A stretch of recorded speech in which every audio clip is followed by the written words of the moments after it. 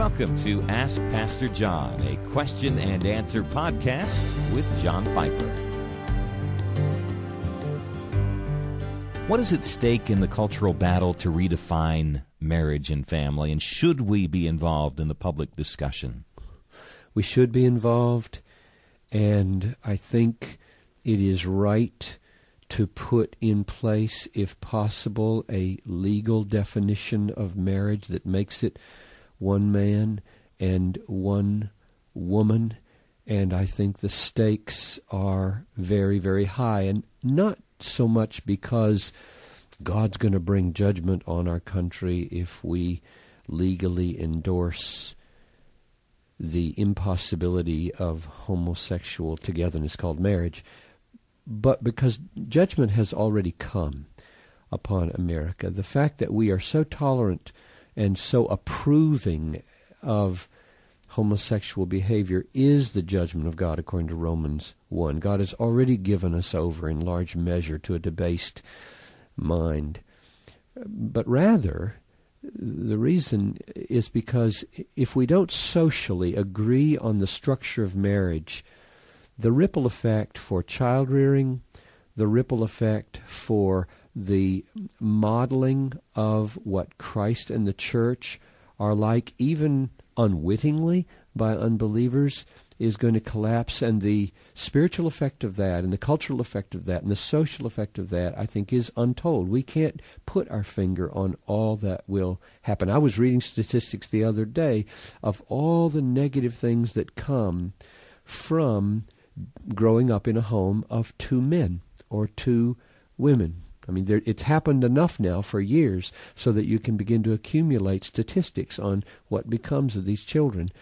And as much as the other side may say they turn out to be happy, well-adjusted children, statistically, and I just encourage people to go to the internet to find these statistics, statistically, the problems are huge and many. And so I think it will be good for us as a culture to define marriage as a union of one man, one woman for a lifetime, and keep at the margins the relationships that we believe are sinful, rather than endorsing them with legal definitions of marriage.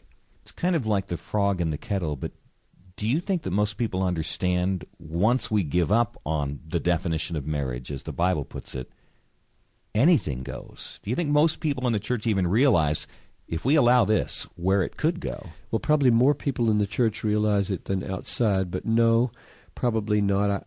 I think we have fallen in the last, really 2 centuries, but 50 years especially, into such a sense of individualism and tolerance that about the only vice that some people can conceive of is not tolerating other people's lifestyle choices. Which is not really tolerance, but not approving of, embracing. It's not even tolerance they're demanding.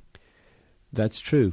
That's true. If you don't embrace a lifestyle, you're viewed as being perhaps a hate monger and promoting hate speech.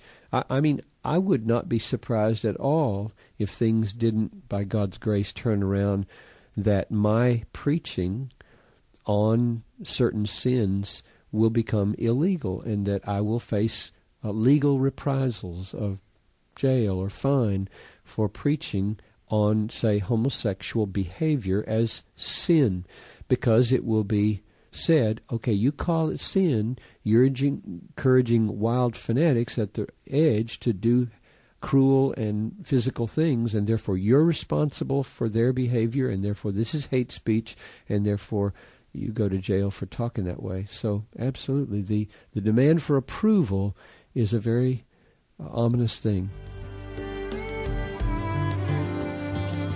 Ask Pastor John, a podcast of John Piper and Desiring God. Know God and enjoy Him more than ever through spending time today at our website, desiringgod.org, desiringgod.org.